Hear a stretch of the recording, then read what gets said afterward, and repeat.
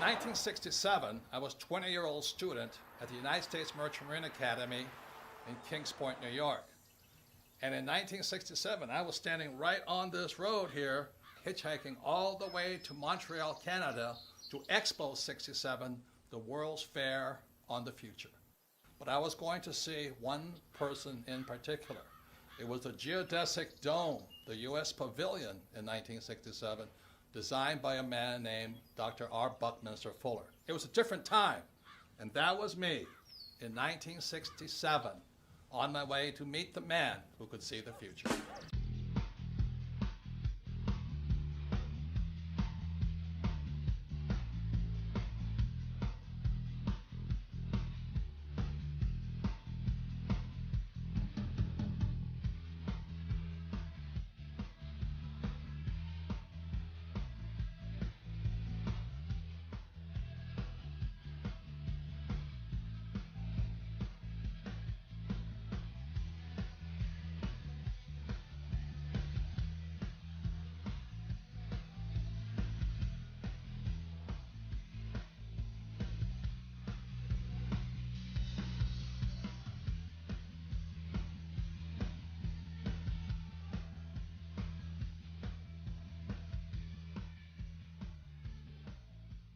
Fuller was a futurist, and he's one of the first persons that systematically defined how you and I can see the future.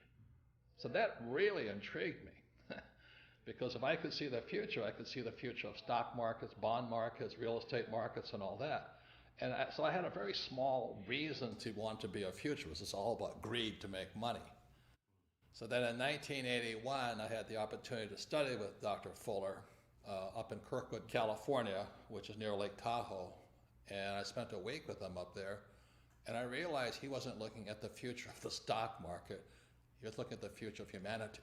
But the people running our economy, running the world, running our banks, running our politics, have us on a collision course with disaster. So I went, and once I could see the future, I knew I had to make changes.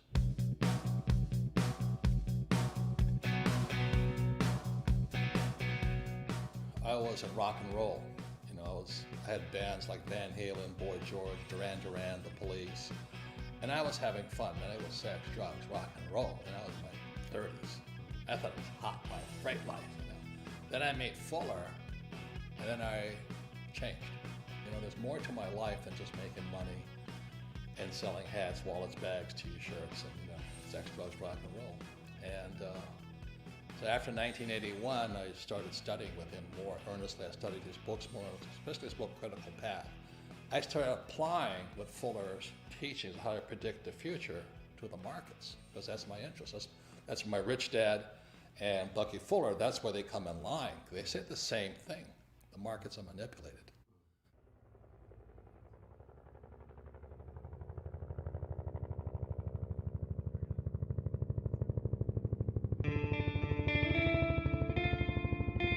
In 1969, I graduated from Kings Point and joined the U.S. Marine Corps and was selected for pilot training in Pensacola, Florida.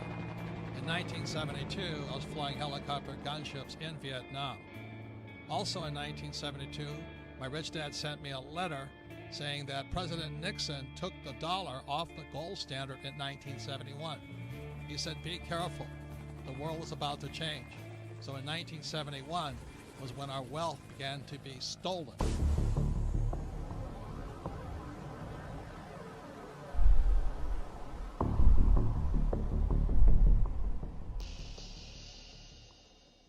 Since 1981, I had the privilege, the good fortune to study with Dr. Fuller 3 times. And then when he passed away on July 1st, 1983, I really felt a complete loss, yet a responsibility to pass on the knowledge and wisdom he had taught me in my class. So after 1983, I began to make predictions. And, you know, making predictions is very risky because you sound like an idiot. And in many ways, I sounded like Chicken Little saying, you know, the sky is falling, the sky is falling, the sky is falling. And if you look at what's happening in the world economy today, for millions of people, the sky is falling.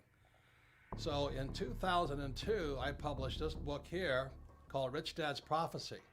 Again, it was 2002, And what this book predicted was the giant crash coming in 2016. So 14 years ahead of schedule, I was making this prediction. But I also made one intermediate prediction behind that, was that there would be a secondary crash before the giant crash of 2016. So this is me on CNN with Wolf Blitzer, looking like a complete idiot, making a prediction on the coming crash. If people start pulling out of the markets in their 50s, in their early 60s, and not having that sort of exposure, we are never going to get to a point where our money lasts as long as we need it to. We need to be participants in this system into our 70s and into our 80s, and then we need a plan for withdrawing those assets, just like we needed a plan for putting those assets in. Yes, and you're putting those assets into those investment bankers that are in financial trouble today. And all I'm saying is, aren't these guys supposed to be the smartest guys on earth?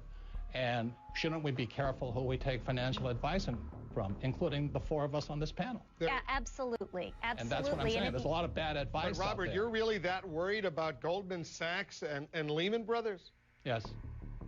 I'm afraid the Federal Reserve will eventually or come close to bailing them out. That's what I'm concerned about. And that young lady who says the taxpayers are not in trouble, who's going to pay for that bailout again as the taxpayer?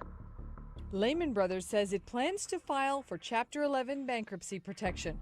The collapse of Lehman Brothers. Lehman Brothers collapsed. Hundreds of bailed out banks are still struggling to repay taxpayers. Way back in 1997, I published this book, Rich Dad, Poor Dad. And in Rich Dad, Poor Dad, I said three things that got me in a lot of trouble. One was that the rich don't work for money. Number two, your house is not an asset. And number three, savers would be losers. So that was in 1997. And look at what happened in 2007. The real estate market crashed. The government started printing money called quantitative easing, and savers became losers. It's no secret that the California housing bubble has popped with hardships spread wide. Real estate expert Robert Kiyosaki predicted all of this would happen back in 2005, but most people didn't listen. It's the biggest financial bubble in the history of the world. Hoping this wasn't inevitable, but we have had a big jump in foreclosure filings. Let me tell you a little about this. There are 650,000 homes in the United States in foreclosure right now. U.S. foreclosure activity jumped 81% in 2008. With 10 million people lost their homes to foreclosure and were forced out onto the streets. And to this day, millions of people are still underwater. They owe more on their house than their house is worth. You want to know what real estate's going to do? Look at jobs. Right. We still have a bad job situation, so Right. it's still a bad real estate situation. Right.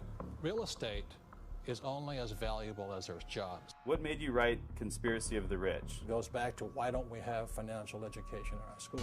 Question: was the financial crisis a creation of a wicked conspiracy? A new online book, Conspiracy of the Rich, The 8 New Rules of Money, exposes what author Robert Kiyosaki says is a twisted tale of how the rich control the world economy through, you name it, the Fed, Wall Street, your schools, and the government that supports these entities. Robert Kiyosaki is the author of the best-selling Rich Dad, Poor Dad series. His first book in the series has held a top spot on the New York Times bestseller list for 6 years running. And he joins us on the program today. Hello, Robert. What is this conspiracy theory? You mean it's a few people at the top handling all of us like puppets on a string? Say it isn't so. Well, I wish it wasn't so, but I've been a student of this crisis since around 1983, and I could see it coming back in 1983. People that are following the old rules, such as work hard, save money, get out of debt, live below your means, and invest in a well-diversified portfolio of mutual funds, you're getting wiped out.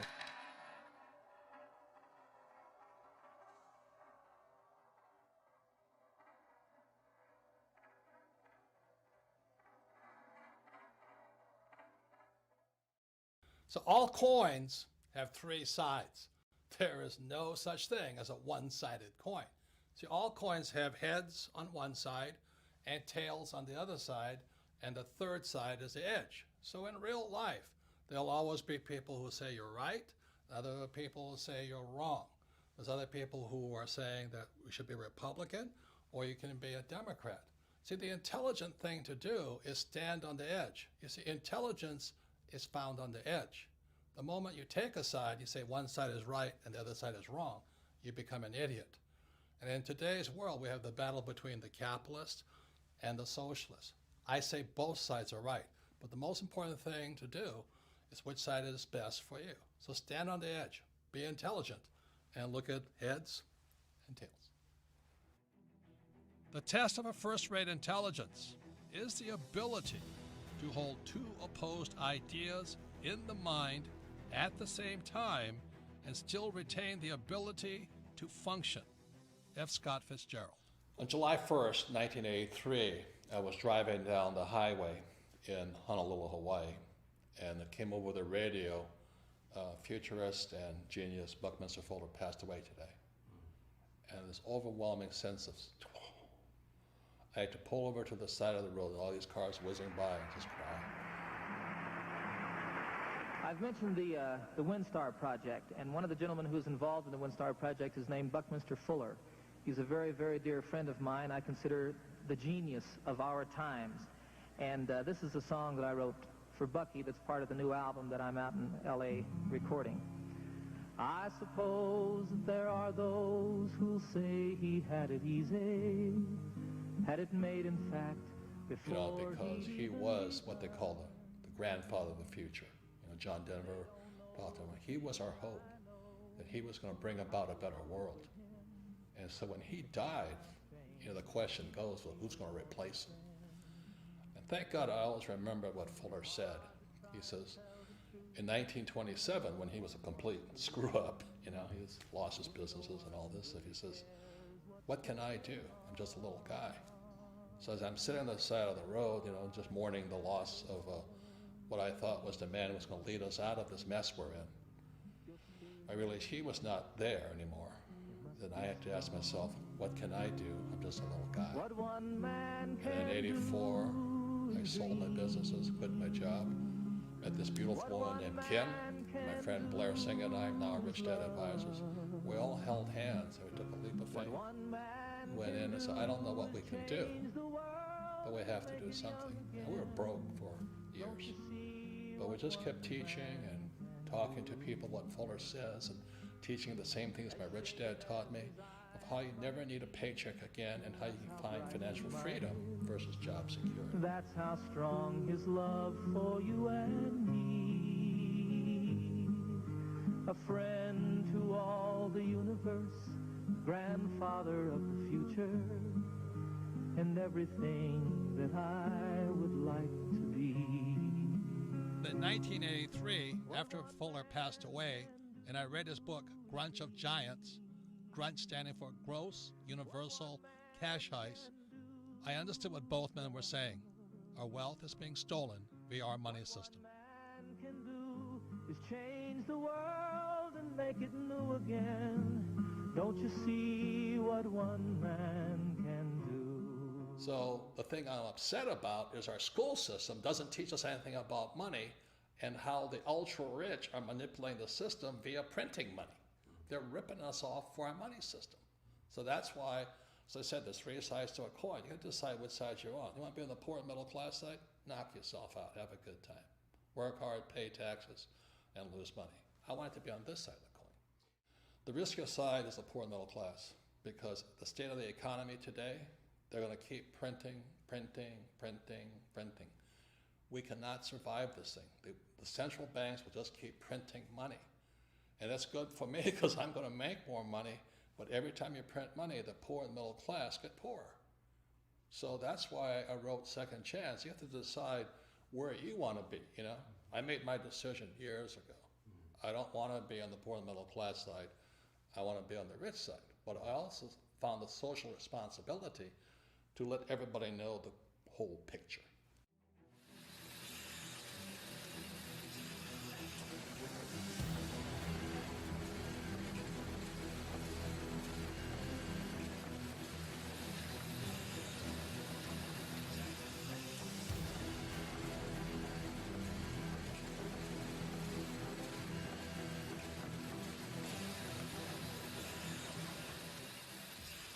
Fuller was not only a futurist, he was a scientist, a mathematician, some call an architect. He was asked to leave Harvard not once, but twice, so he never really finished school. He was a genius, but he was hard to define simply because he was a genius at so many different subjects. In 1983, after reading his book, Grunch of Giants, posthumously, after he had passed away, I was surprised because Grunch of Giants was not about math, science, it was about the economy. It was about the future of the economy. And that's when I realized Bucky Fuller and my rich dad, who was my best friend's father, had been saying the same things for years. After reading Grunch of Giants, which stands for Gross Universal Cash Heist, how we're being ripped off by the very thing we work for, money, I began doing my own research on what both men had been saying. See, up to then, I was a proverbial C- student. I only studied just to take a test. I only studied what I was told to study. I take the test and forget about it. But after reading Grunch of Giants and hearing what Bucky said about the future and the economy and what my rich dad had been telling me for years, I became a student for the very first time. I went all the way back, not just taking their word for it, but finding out my own answers. I wrote Second Chance because there's a lot of confusion about this global economic crisis. You know, one side of the coin, especially the politicians, say, hey, don't worry, everything's fine, the economy's coming back. On the other side of the coin, there's people who say, we're on the eve of destruction. You know, buy guns, store food, buy gold, and go into hiding. And on one side of the coin, the socialists say, we need more entitlement programs. We need to take care of people. And capitalists say, if we keep giving people money, we're all going to go broke. And today, finally, everybody knows America is deeply in debt. We all know the U.S. is in debt, and this is the chart of the national debt of the United States, somewhere over 17 trillion. And for some people, that's scary, but what's coming up next, to me, is terrifying. Our leaders have shut down the U.S. government and continually threaten to shut down the U.S. government because America is broke. We're out of money. And all this does is scare people and confuse people. People do not know what to do. And so that's why I wrote Second Chance. I wrote Second Chance as simply as possible. You know that principle, KISS? Keep it super simple. So Second Chance is written very, very simply.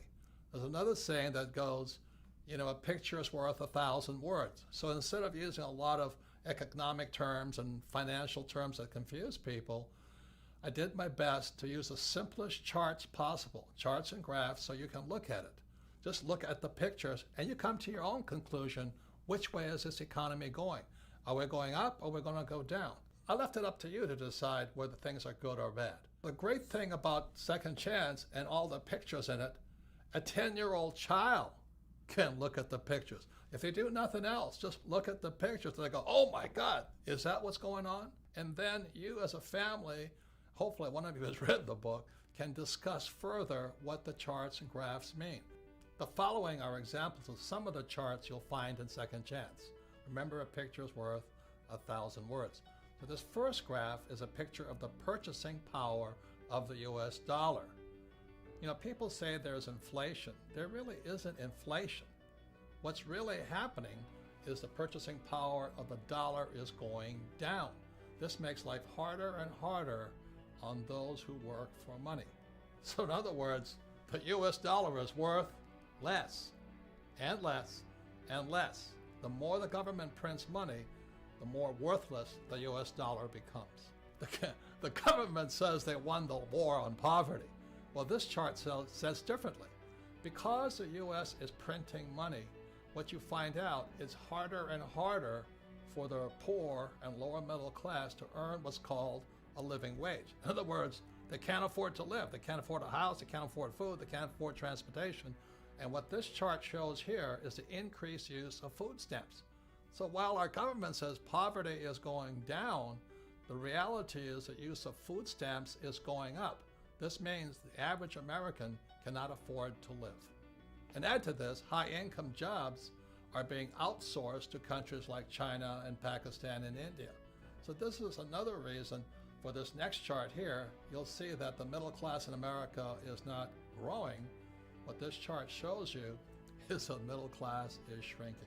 So to keep up with these global changes, millions, young as well as old, are going back to school for retraining, hoping to find that high-paying job. Unfortunately, these two charts tell a different story. The first chart here is you see the rising cost of a college education. And as you know, millions of people leave school, both young and old, saddled for a lifetime with student loan debt, the worst possible debt of all. Student loan debt is worse than a mortgage, credit card debt, or a car loan. Simply said, student loan debt is debt for life. That is inhumane. How dare we saddle our students with debt for the rest of their lives? It's criminal. So education is more important than ever before, but look at what happens to college graduates. Instead of their wages going up, this chart shows you that their wages are actually coming down. And even worse than all that, you graduate and you learn nothing about money. I mean, the question is, why would you go to school to make less money, come out of school deeply in debt, and learn nothing about money? Doesn't make sense to me. And this chart really concerns me. This is the chart on Social Security. If you look at this chart, you notice just around 2012, the Social Security Trust Fund goes bankrupt. It starts operating in the red. Simultaneously, in 2012, 10,000 baby boomers turn 65 every single day, just as the fund goes broke. How are we going to pay for this? You know, what's going to happen to these old guys? What's going to happen to my generation, the baby boomers? Will the baby boomers, the most affluent generation in history, soon become the baby busters? I'm concerned about my own generation. Worst of all, how are we going to pay for these old guys like me? You know, Medicare goes up, expenses go up. You know, life doesn't get cheaper when you get old. You know, it is estimated that Social Security, Medicare, and other entitlement programs is an off-balance sheet debt of $100 trillion to $250 trillion. Most people do not know how big that debt is. How are we going to pay for this? Print more money? Who is going to pay for this? You? Your kids? Your kids' grandkids? Who is going to pay for this? Are we just going to print more money? And this leads to the next thing that really concerns me. These next two charts shows you what happens when a country prints too much money. Again, as Bucky taught me, to see the future, look at the past. And what you see here is a chart of the German Weimar government between the years 1918 and 1923. The German government, to pay its bills, began printing and printing and printing and printing. So the German economy looked good because the economy was growing with all this printed money. But what happened was it eventually collapsed after 1923. What happened was this: if you were a millionaire in Germany prior to 1918, by 1923 you were a pauper. I'm afraid that's what's going to happen to millions across the world if the United States keeps printing money. So here's a chart of the United States today. It's called quantitative easing. You know, it just keeps going up. The reason they call it quantitative easing, that's simply government speak, government jargon, a way of keeping us confused. Quantitative easing simply means printing money. Notice the similarity between Germany between 1918 and 1923 and the United States today. And so here we are in 2015, and let me tell you, it's spooky. It's a long way down. And when I look back, you know, at the giant crash of 1929, it's very small. So the question I ask you, which way is the economy going? Hopefully my rich dad and Bucky Fuller are wrong, that the stock market will keep going up.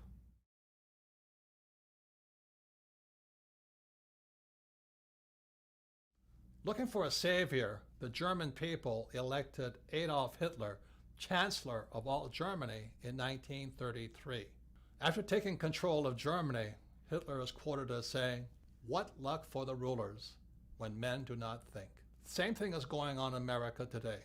That's why there's no financial education in our school, and that's why our government can get away with what it's doing. I see similarities between then and now. Do you? And that's why I wrote Second Chance, because it's time we start to think.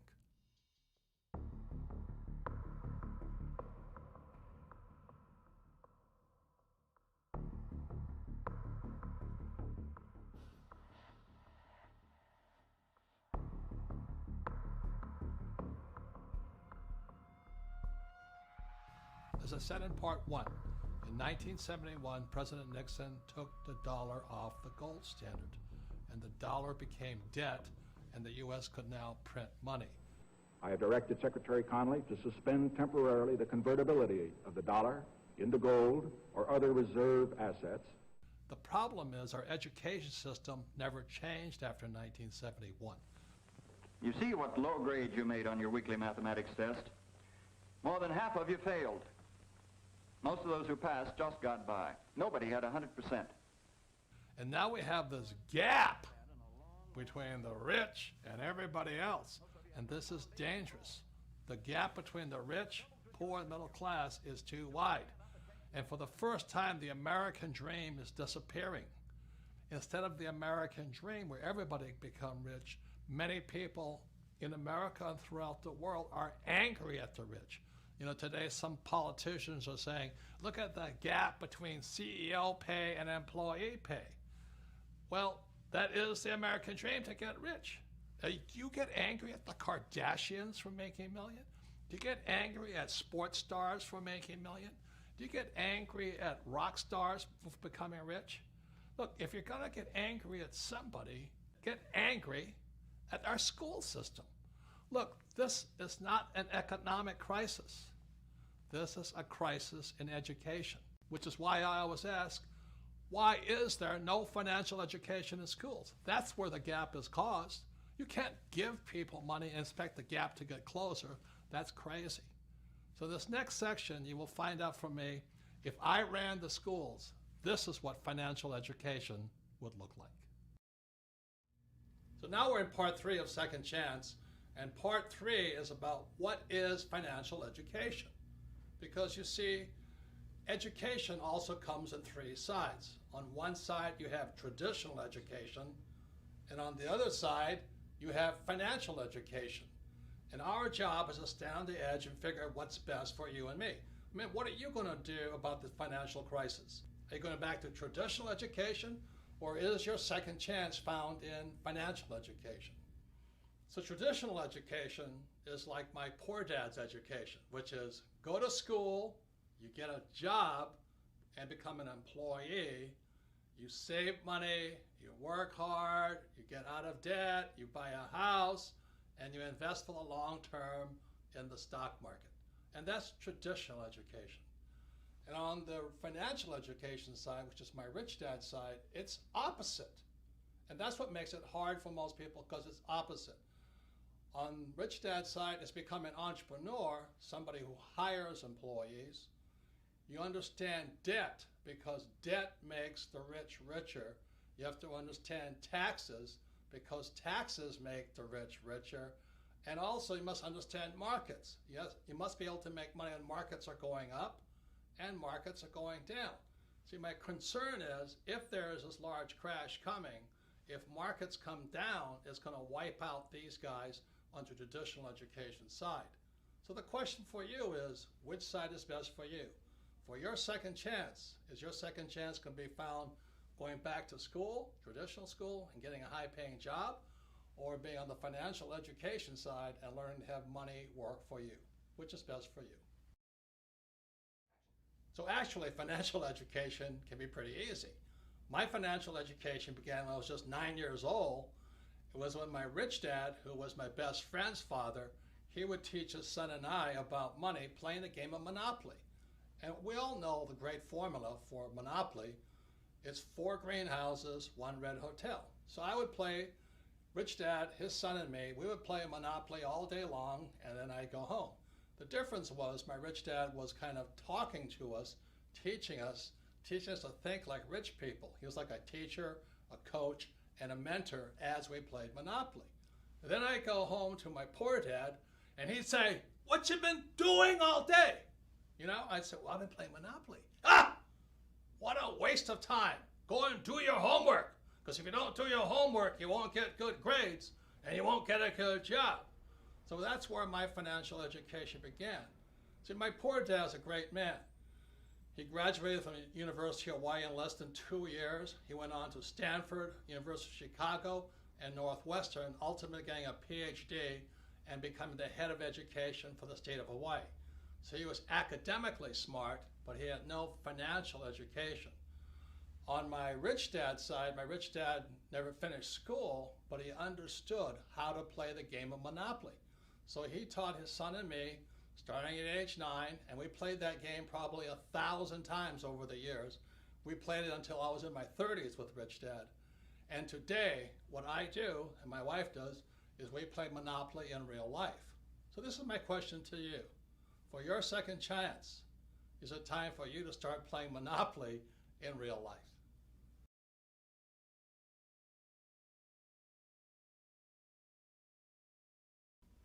So behind me is the cash flow quadrant. It is book number 2 in the Rich Dad series.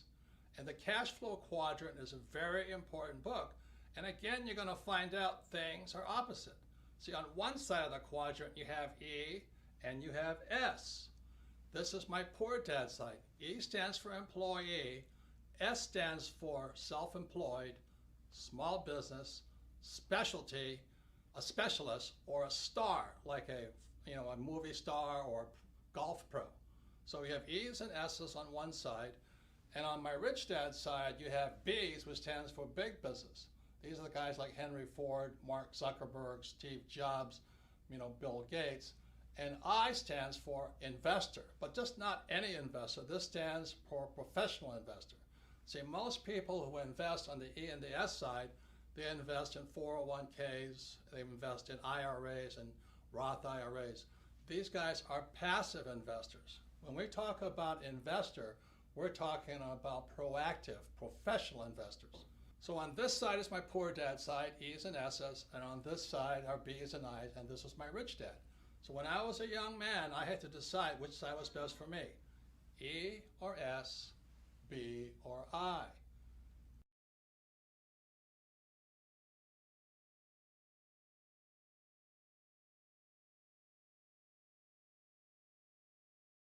So this is a very important subject now. It's called taxes.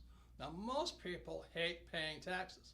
So let me ask you this question. You have E's, S's, B's, and I's. Who pays the most taxes? Okay, so on the E's, and this is true throughout the world, it's about 40%. So if you're an employee, a major part of your paycheck goes to pay taxes, and that's how your wealth is being stolen. If you're an S, which is self-employed, movie star, or a specialist like an accountant, attorney, or a doctor, you pay 60% and higher. So the E's and S's pay the highest taxes possible, and these are the people who went to school and they're told to work hard for money. On the B and I side, which is the rich, the B's pay 20% in taxes. They pay much less, and the I's, the professional investor, pays as little as 0% in taxes.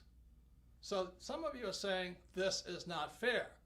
And I can understand that because most people are on this side looking at this side. But let me just say this to you. Tax laws are fair. You see, tax laws don't care if you're rich or poor. You can be rich or poor and still pay 0 taxes. You can be rich or poor and pay 20% in taxes. See, what is not fair is the lack of financial education in our schools. So these people on this side have no idea how these guys are making much more money and paying a lot less in taxes. So let me just say this. For those of you who have read Rich Dad, Poor Dad, or if you haven't, look at Rich Dad, Poor Dad one more time. Lesson number 1 from my rich dad was this: the rich do not work for money.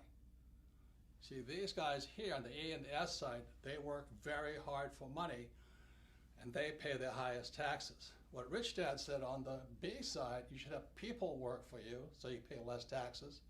And the I side, your money works hard for you. Other people's money works hard for you, so that's why you pay less in taxes. And that's what financial education should include. You must know the difference between why some people pay a lot of taxes and why others pay very little. So my question for you is this: which side of the quadrant is best for you for your second chance?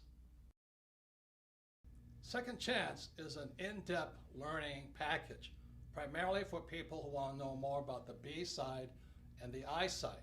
And if you see this bug back here, this is called the Rich Dad Radio bug, because you are who you hang out with. You know, if you're an idiot, you hang out with idiots. And if you're a crook, you hang out with crooks. And if you're a rich person, you hang out with rich people. So the Rich Dad Radio bug here means you can learn more if you want to learn more from people who are really doing the real thing. You see, the reason most people struggle financially is they take financial advice from salespeople. They're called, you know, stockbrokers, real estate brokers, and insurance brokers or financial planners. As my rich dad said, the reason they're called brokers is because they're broker than you. They need your money. So when you see this bug here, it's called the Rich Dad Radio, and it's in Second Chance, and you can listen in. You can drop in on conversations between really successful so-called rich people who are doing the real thing on the B and the I side. For example, if you want to learn more about how the rich pay less in taxes, the Rich Dad Radio bug has a conversation with my tax advisor, Tom Wheelwright. If you want to learn how debt makes the investor richer, listen in on that conversation. They're about 45 minutes long. They're just great information packets. You just drop in and listen to what rich people are really saying. And for those of you who have young people, we have my friends Donald Trump Jr. and Eric Trump, sons of Donald Trump the Great, and they talk about how their dad did not spoil them, but trained them to be entrepreneurs, not employees. So this Rich Dad Radio bug is part of your in-depth learning package included in the book Second Chance. Remember, you are who you hang out with.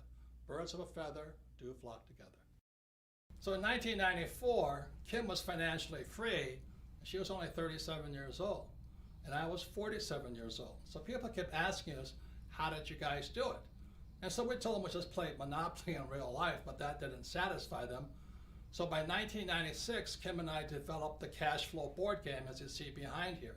And many people say the cash flow board game is Monopoly on steroids. As I said, my financial education began when I was 9, playing Monopoly with my rich dad. So let me give you some of the opposites that found on the cash flow board game.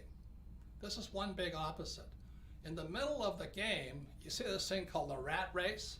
That's where most E's and S's wind up. They go to school, they get a job, or they become a doctor or a lawyer, and they wind up in that rat race, you know, working really hard, paying a lot of taxes, giving their money to the government, giving the money to Wall Street via their 401k or IRA, and they just spin that little rat race. But that's not what the rich do. So those on the B and the I side, they invest in what's called the fast track. Again, everything is opposite. You can either run your life inside the little rat race, or you can be a B and the I on the fast track. Everything is opposite. There are a number of other things that make the cash flow board game Monopoly on steroids. One big reason is cash flow is the only game that encourages you to use debt to become rich. Now I know some of you go, oh, I'm so afraid of debt. And you should be, because you have to learn how to use it. Debt is dangerous if not well used. So cash flow actually encourages you to use debt, but this is the best thing. You use debt with play money. If you make a mistake, it's only play money. Try doing that in real life. You make a bad mistake with debt, and you're wiped out.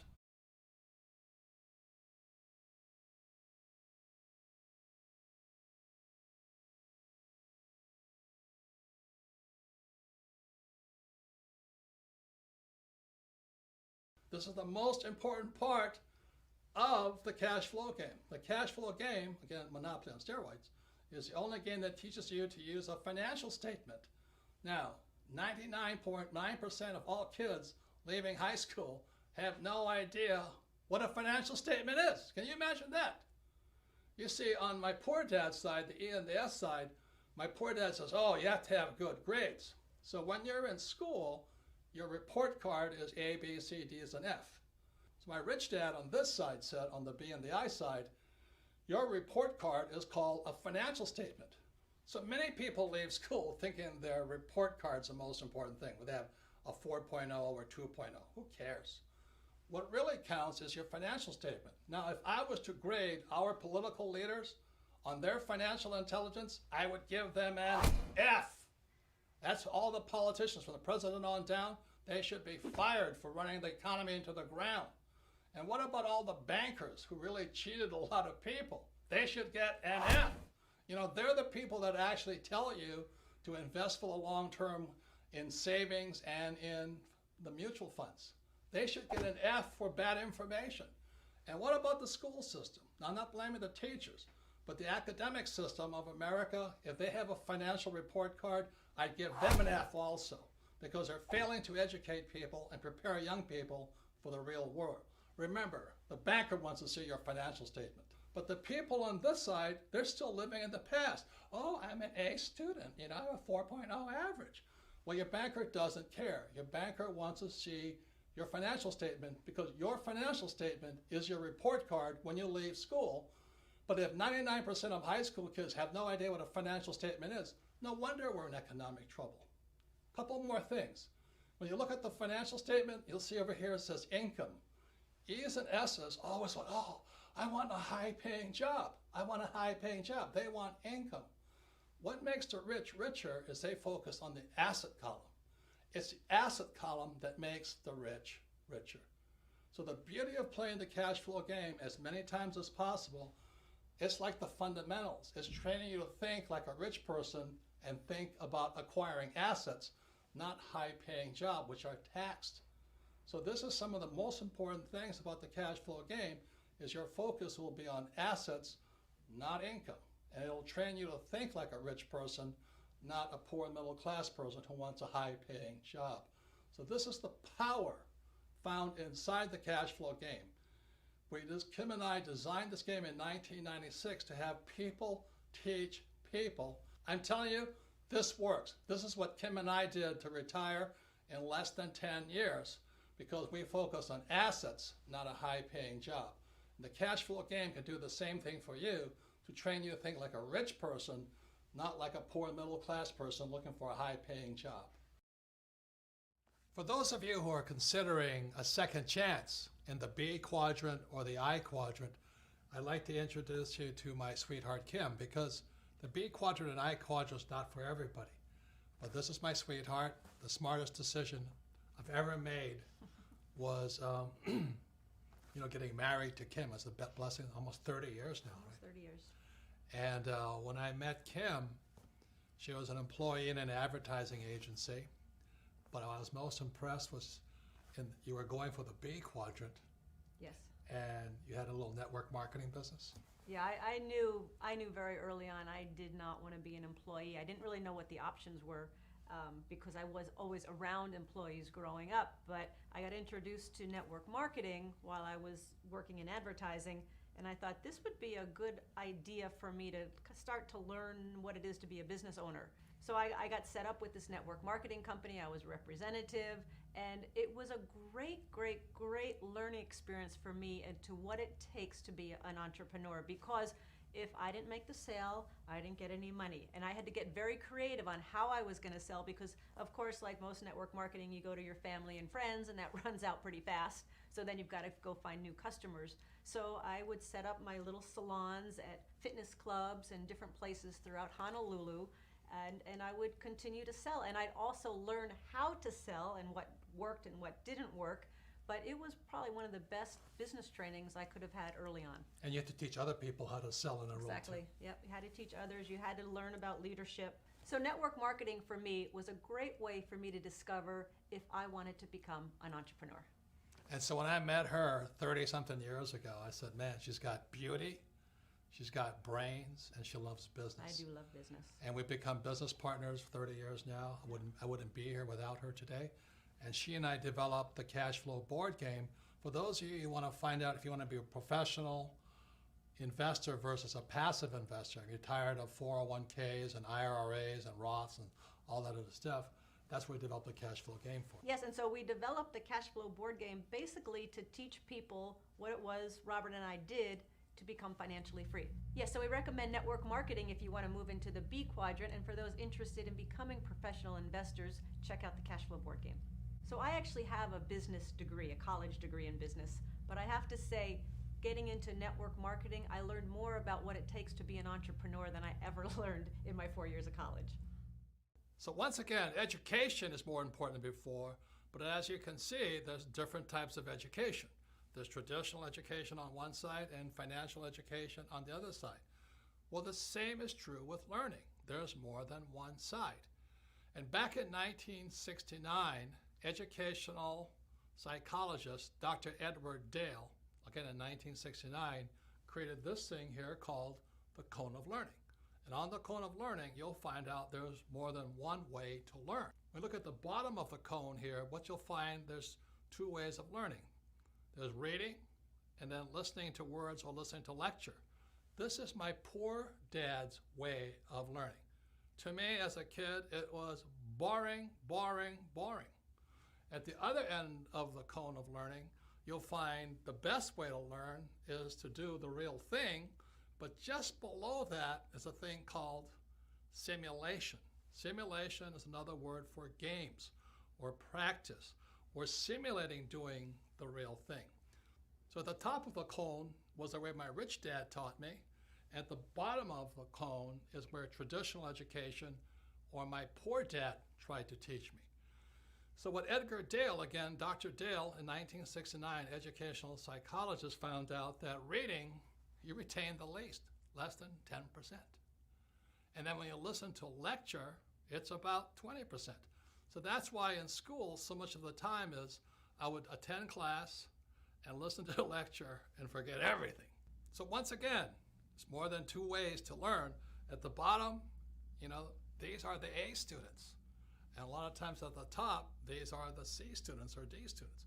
How many of you have met people who are really smart in school, but they can't do the real thing? And that's one of the problems I had with traditional education. They give you all the answers, but these people aren't that bright. They don't know what to do. They can't do much. They're afraid of making mistakes. So that's the bottom of the learning curve that Dr. Edgar Dale found out, and the top. Now you move up to the next level. The next level is looking at pictures. And one of the reasons I did Second Chance in so many pictures is to improve your retention, to improve your learning, and that's up to about 30%. Now moving above that is you watch a movie. And this video, this movie called The Man Who Could Predict the Future is, again, we did it just to increase your retention, so you remember more and forget less. So moving up the cone of learning, you have this thing called participating in a discussion. And that's really high up there. And the reason we have Rich Dad Radio, the bug, so you can go inside Second Chance, is you can participate by dropping in and listening to discussions from real people who are doing what they talk about, who know what they're talking about. And up at 90% is a thing called simulation. And that's where games come from. The reason I learned so much from my rich dad was because my rich dad used a game of Monopoly. 4 greenhouses, 1 red hotel. I retained a lot. I learned a lot. And then rich dad would coach me and talk to me and educate me about how to do the real thing. So that I hear many people saying, oh, it's so risky. What you do is so risky. Oftentimes, those are the people who are like my poor dad. They did well in school, a lot of times A students, many times accountants and attorneys and doctors, but they've only learned how to learn from reading and from lecture. And when it comes up to this level here, which is practice in the simulation, playing the game, and then doing the real thing, then they say it's risky. And it is risky if you've been taught not to simulate, not to practice. You see, the way we as humans are designed to learn is by making mistakes. For example, a baby learns to walk by standing up, falling down, standing up, falling down. Then after they learn how to walk, then they learn to run. Then they get on a bicycle, and again, they fall off, stand up, fall off, and then they learn how to ride. But our school system, especially down at the base level here, the reading and lecture, is if you make a mistake, they punish you. They always punish you for making a mistake. That's why so many of these really smart people can't do anything, because this is what Edgar Dale is talking about. It's simulation and then doing the real thing. So what I suggest is you read this book, listen to some of the lectures, watch this video in entirety, discuss it, participate in it, listen to what the experts are saying, and then you may want to play either Monopoly or the game Cash Flow and play it and play it and play it again until it sinks into your head. and then you do the real thing. That's what I suggest. But if you're afraid of making mistakes, which is what these people like my poor dad are, what if I make a mistake? If I make a mistake, I'm stupid, I'm stupid. Well, that's what's wrong with the school system. That's what's wrong with traditional education. They punish you for making mistakes. Now you look at it this way, I love flight school. I love learning to be a pilot and getting ready to go to Vietnam. The reason I like flight school in Pensacola, Florida and Camp Pendleton, California was because we simulated in preparation to doing the real thing. So this is what flight school looked like. We go to school in the morning, we'd listen to real instructors lecture us, then we'd fly in the afternoon. So study in the morning, fly in the afternoon, and then we did the real thing in Vietnam. Now, one of the things we practiced was crashing. It seems strange to people, but we as Marine pilots practice crashing, practice emergency, crashing, emergency, emergency, emergency. So when the real thing happened, when I was in Vietnam, I went down 3 times, and this is what a picture of a helicopter gunship looks like going into the water. When it happened, it was frightening, but we knew what to do. We were not killed because the Marine Corps and Navy flight school teaches us to practice, practice, practice, crashing, crashing, crashing. And that's what you'll learn in Monopoly or the cash flow game by listening to our coaches or listening to the radio show or listening to real instructors who are doing the real thing. Then you're ready to do the real thing. So is investing risky? Is starting your own business risky? Yes. But what is worse is by just knowing the answers and reading books and not knowing how to do the real thing. So the purpose of Rich Dad was we want you to simulate, practice, and learn. You know, today I'm reading constantly, and I'm going to classes constantly, and I'm also practicing, making my mistakes, learning from my mistakes, and doing the real thing. That's the way humans are designed to learn. The trouble is our government and our economy and many of our businesses are run by people who only know how to read and only learn by lecture. And that's why we're in severe financial trouble today. So once again, education has more than one side. It is important you read, but as well as you practice and do the real thing, because that's where real learning takes place. As a set of pictures worth 1,000 words, I did my best to keep it super simple so you can decide what's best for you. You see, we're all different. You know, what I do with my money is different than what you should do. For example, because I have financial education, I don't save money. I love debt. I use debt. I understand the tax law, and I don't invest for the long term in a 401k in the stock market. I won't do that, but it might be the best move for you. So again, when you read Second Chance, you can sit there and look at it and go, well, what's next for me? Since most people have no financial education in our schools, most people have to wait to be told what to do. Second Chance gives you the opportunity to decide what's best for you. What one man can do. So in 1983, after Dr. Fuller passed away, I had to ask myself, what can I do? I'm just a little guy. Because then I realized what I could do is teach the world what my rich dad taught me. So my question to you is, what can you do? Don't you see what one man can do? As shaded as his eyes might be, that's how bright his mind is. That's how strong his love for you and me. A friend to all. As we all know, 2016 will soon be upon us.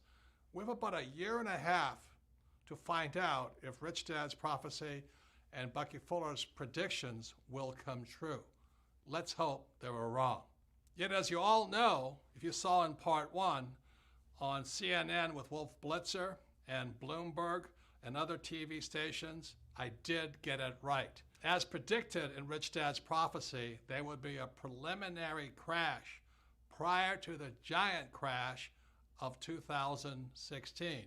And that preliminary crash came in October 2007 when the Dow hit 14,000 and headed down and led to the crash and economic crisis we are in today. The crash of 2007 was a warning. It was meaning, get prepared. Unfortunately, Grunch is not making any changes, but the good news is you can. So that's why I wrote Second Chance. There are things that you can do to not be a victim of the coming giant crash, whether it comes in 2016 or a few years later.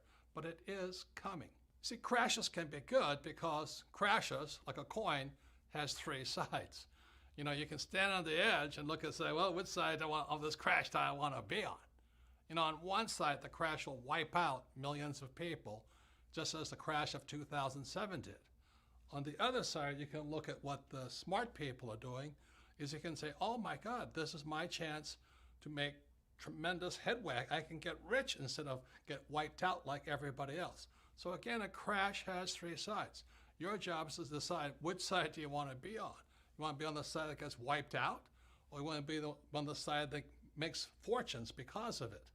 See, the good news is, after 2007, many companies and many individuals started making changes. They said, look, we got to do something different.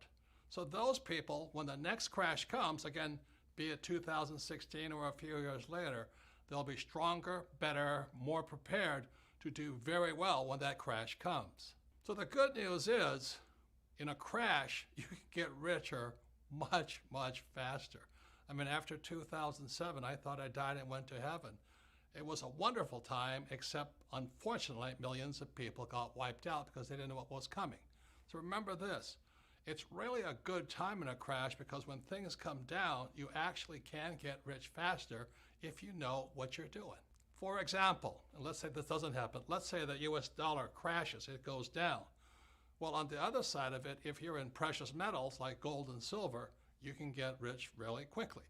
That's how crashes work. Another thing, if the dollar crashes, savers will be losers, but debtors will be winners. That's what we're coming up against in 2016. And if there is a crash in 2016, unemployment will go through the roof, which is bad for most people. But what will happen also is millions of people will want to join a network marketing company, or they'll finally want to learn to be entrepreneurs rather than employees. So there's good and bad, always three sides to every coin. So let me explain to you what's happening. On page 319 in Second Chance, you will find out why savers are losers. But let me add another layer of expertise to you. So let me get my flip chart and I'll explain to you why savers are losers today. So now don't check out on me right now. I know this may look a little confusing, but I promise you I'll make it as simple as possible. But this is how grunge is ripping off people today. This is what my rich dad saw back in 1971 and Bucky Fuller saw, which he wrote about in 1983. So this here is an equation called the exchange of money. Again, don't check out on me, hang on, but you'll understand how how grunge rips you off if you save money. So this M stands for money supply. Now why that's important is because after 1971, they could print as much money as they liked, okay? V stands for velocity, how fast your money is moving. So people who save money and people who invest for the long term, ILT, their money has no velocity. That's why savers are losing. They're printing all this money and your money is sitting still. Now what the banks have to do is they have to give the money to people like me who are in the B and I quadrant. These are the E's and S's. These are the B's and I's. So your money is not moving. They really do not need your money. What they need are people like me to borrow money, because the only way the bank makes money is they give money to me, I borrow it, and I pay them a little bit of interest. So this is amount of money, money supply, this is velocity of money, and after 1971, they didn't need your money. Now, this equation is really important here. It's P times Q, sometimes called price and quantity. In other words, they call this nominal GDP. The reason Fuller and my rich dad could say you're getting ripped off is because this now in America is moving to China, Pakistan, India, Africa, Mexico. In other words, our production is being moved overseas. You remember when I was a kid, Ford Motor Company had human beings, making cars. Today, they're robots making cars. They don't need you. And where are those robots made? Those robots are not made in America. They're made in China, Pakistan, India, Mexico, which is good for those countries. God bless them. But unfortunately, every time you want more money, P stands for price.